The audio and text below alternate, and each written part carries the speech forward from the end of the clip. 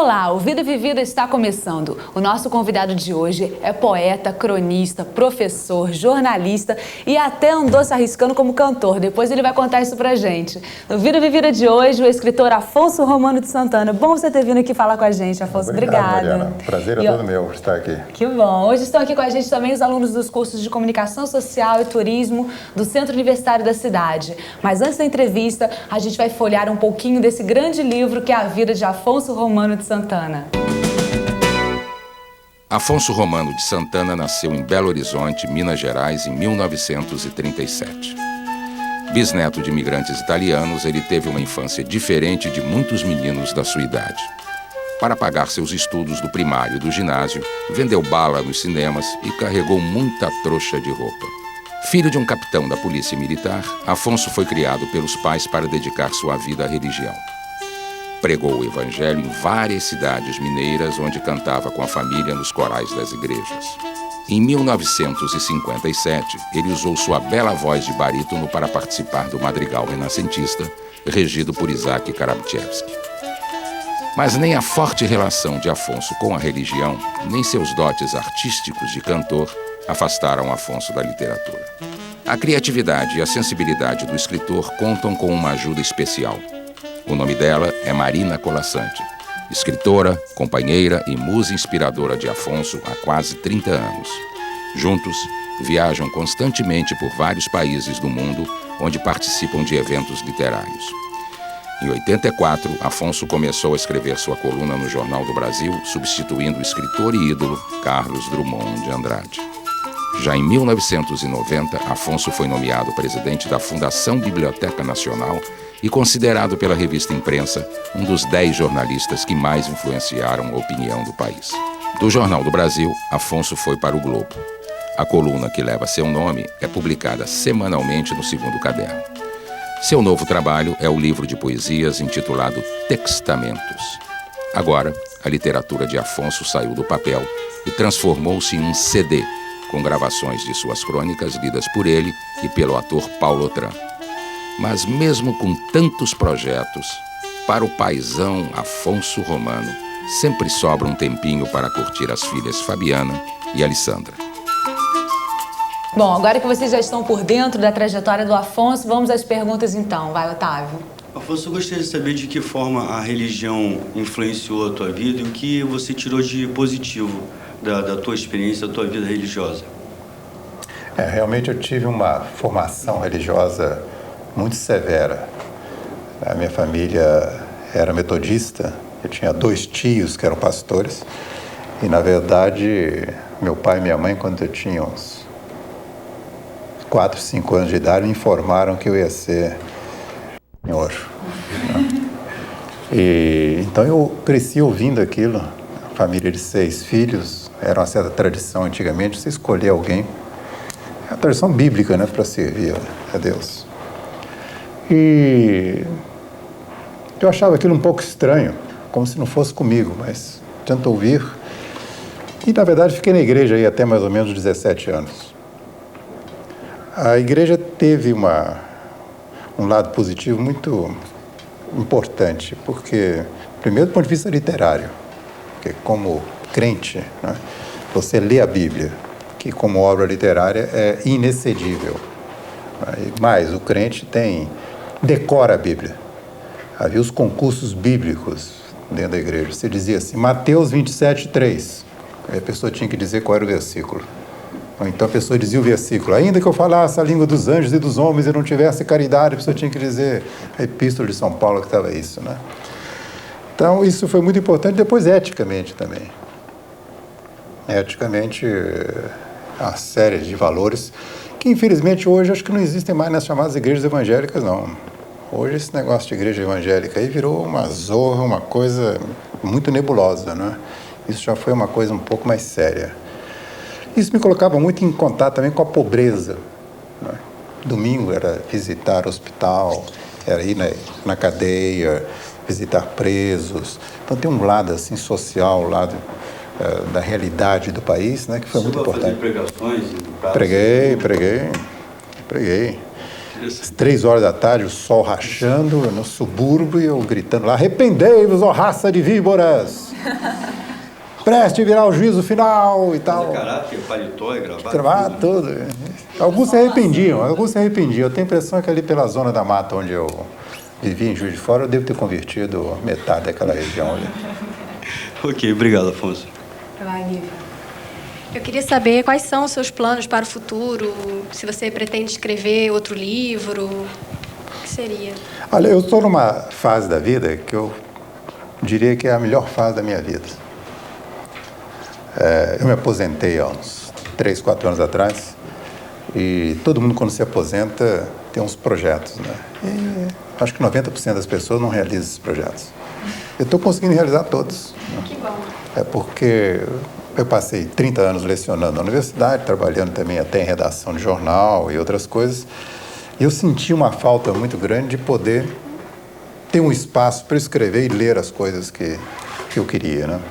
Eu lembro uma vez conversando com o Rubem Braga num concurso que nós estávamos examinando, um concurso literário, e eu dizia para ele: tá aí, eu gostaria de ler o livro tal, mas eu não tenho tempo disso para ele.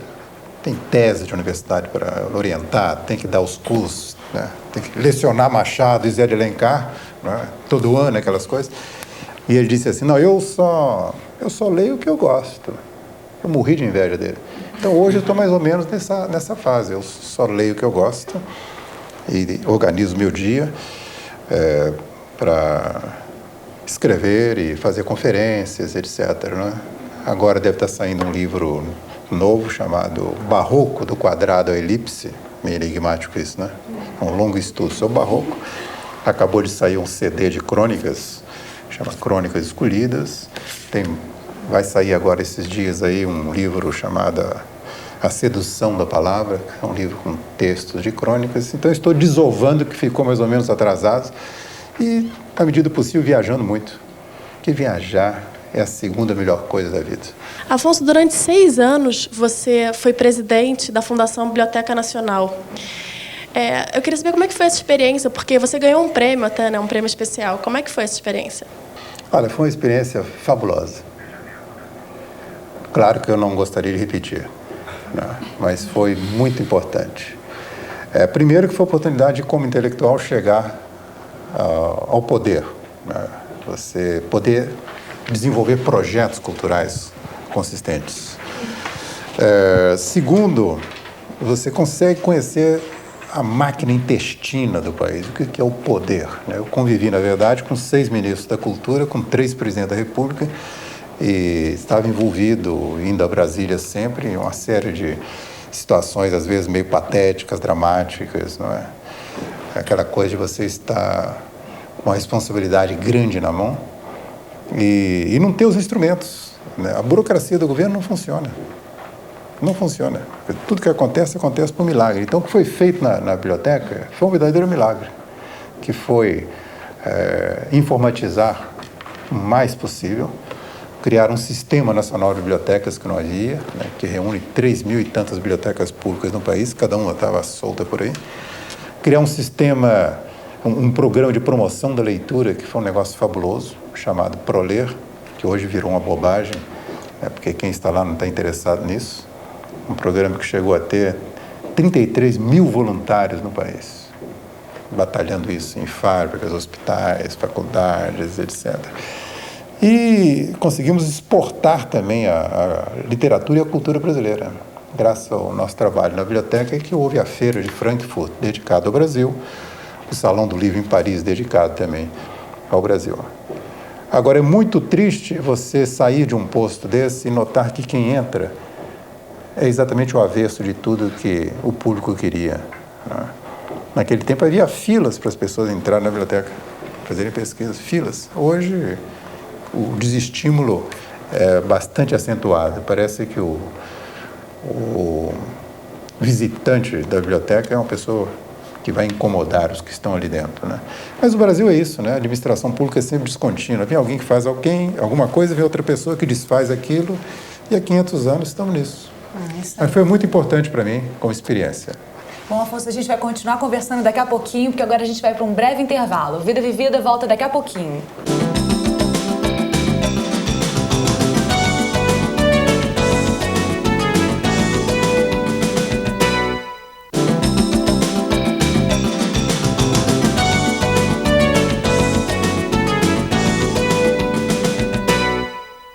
Vida Vivida está de volta, contando com a participação do poeta e escritor Afonso Romano de Santana. Agora quem vai fazer a pergunta é a Marcela. Isso. Afonso, na época da ditadura, você publicou poemas corajosos para a época. E eu queria saber se em nenhum momento você se intimidou e pensou, gente, o que será que vai acontecer comigo agora? Você sabe que era uma situação muito esquisita. O pessoal que é mais jovem hoje não consegue imaginar que esse clima de pânico na ditadura. Eu tentei registrar isso em 2 livros, um livro chamado A Grande Fala do Índio Guarani, que é um longo poema, e nesse livro, Que País é Esse? O estresse, né, que era da insegurança o tempo todo, você sem saber o que ia acontecer. Quando o golpe de 64 estourou, eu estava em Minas, dava aula no colégio estadual e na faculdade. E eu assisti, né, toda a armação do golpe, porque Minas começou 2, 3 dias antes. Aqui no Rio, o pessoal estava indo à praia, não estava sabendo de nada. Lá estava tudo já organizado, as tropas. Eu morava perto de um quartel. E foi uma situação pânica, porque naquele tempo eu estava muito envolvido com política de protesto, né? Já tinha passado pela experiência estudantil, UNE, e era uma pessoa mais ou menos visada em Belo Horizonte. Colaborava no Centro de Estudos, no CPC, no Centro de Cultura Popular, etc. E quando começaram as prisões, ocorreu uma coisa curiosa, né? Sempre havia alguém que interferia a meu favor e dizia o seguinte: não, você não se preocupa não, porque ele é poeta. Os poetas escrevem essas coisas aí, mas não precisa levar a sério, não. Então, o negócio do poeta é um negócio meio ambíguo, né? Que, ao mesmo tempo, pode ser... diminui, né, a gravidade, mas, por outro lado, te dá má responsabilidade. O seu texto, quando vai para o jornal, ele tem um eco muito forte, né? Eu tive exemplos disso quando publiquei aí em torno de 1980 uma série de poemas bastante duros no Jornal do Brasil. O Jornal do Brasil teve coragem de botar esses poemas em página inteira, em edições de domingo, etc. E as pessoas abriam o jornal, de repente estava lá assim: sobre a atual vergonha de ser brasileiro, né? A implosão da mentira, que país é esse? E esses poemas eram reproduzidos a centenas, milhares, e colocados em faculdade, em sindicato, pelas ruas, né? E hoje isso tudo está na internet, né? Os poemas estão circulando na internet numa velocidade muito grande. E isso dava a sensação de que a poesia podia realmente passar um discurso, sobretudo nesses regimes autoritários, um discurso muito mais eficiente que a prosa. Que para mim era muito curioso, porque o primeiro livrinho que eu publiquei na vida foi um livro um pouco de desconfiança sobre o que é a poesia na nossa sociedade. Era um livrinho chamado O Desemprego do Poeta. Eu achava que o poeta era um sujeito meio desempregado, né? Que ninguém prestava atenção no que ele estava falando. É poeta, né? E eu então tinha uma visão um pouco equivocada. Eu sempre digo isso. Eu perdi uma namorada que eu era apaixonado por ela na faculdade, porque a mãe dela e o pai dela disseram que, como poeta, eu ia acabar tuberculoso e pobre, como Fagundes Varela, Álvares de Azevedo, etc., né? Então, uma série de preconceitos. Agora, essa coisa do clima político era muito estranho. Eu fui convidado para dar aula nos Estados Unidos em 64, recém-formado, e o DOPS não deixou eu sair do país. Aí eu pedi a um amigo que conhecia alguém lá no DOPS para ver o que estava havendo lá. Aí ele descobriu que na minha ficha lá estava escrito assim: comunista sem qualificação. Porque eles não sabiam em que partido que eu me colocasse, se era no PC, PC do B, que partido. Porque eu não pertencia a partido nenhum. Nunca pertenci, nem pertencerei. Eu acho que partidos partem as coisas, né? Mas era uma coisa engraçada, né? Um comunista sem qualificação. Acho que eu sou assim até hoje, um comunista sem qualificação. Afonso, como intelectual, como é a sua relação com a sua família no seu dia a dia? Porque eu conheço vários intelectuais, eles têm uma certa dificuldade, porque eles vivem tão um mundo à parte. Como que é isso? Esse relacionamento com as suas filhas e a sua esposa? Pois é, essa pergunta é ótima, sabia? Obrigada. Porque a pergunta que devia ser feita mais a miúde aos intelectuais, aos escritores. Eu tenho até um poema no livro Que País é Esse, chamado Poeta e Sua Família. Tem uma série de considerações sobre isso. Quer dizer, os poetas falam muito das amantes que eles tiveram, né? A musa, aquela coisa meio imponderável. E a mulher que está ali, que é aquela coisa concreta, não entra na obra dele. Né? Parece que é uma mobília, uma cômoda que foi passada de pai para filha, etc. E a minha experiência com os intelectuais por aí é muito ruim nesse sentido. A relação deles com a mulher é muito ruim, com família, com tudo. Então, é um paradoxo muito grande. O sujeito vem com ideias revolucionárias, com ideias de fraternidade, com ideias disso, daquilo, e a vida pessoal dele é uma merda. Então, fica um negócio meio paradoxal, né? Eu acho que, no meu caso, né, eu me esforço por ter uma vida harmônica nesse sentido. Quer dizer, eu não posso escrever sobre certas coisas, sobre o que eu acho que é a mulher, né, o sentimento da mulher. Não posso fazer uma crônica sobre a mulher madura, ou escrever um poema chamado A Mulher, que é um longo poema sobre a mulher, e ter uma relação com a mulher diferente, né? E filho é uma coisa preciosíssima, sagrada. Como é que você pode, como fez Rilke, imagina, Rainer Maria Rilke, o grande poeta, princípio do século. Um dia ele comunicou à sua família o seguinte: olha, eu não tenho competência para ser escritor e ser chefe de família ao mesmo tempo, então você é escritor, vocês se virem. Né? E tem muitos artistas, porque os artistas são basicamente muito egoístas, né? Então eu me esforço por ser uma pessoa normal, porque é uma coisa muito anormal em termos de lidar com arte. Virginia. O Afonso vai voltar a falar com a gente desse lado pessoal, a parte da vida dele, família, mulher e filhos, enfim. Daqui a pouquinho, porque agora tem mais um intervalinho, tá? No próximo bloco, então, ele continua.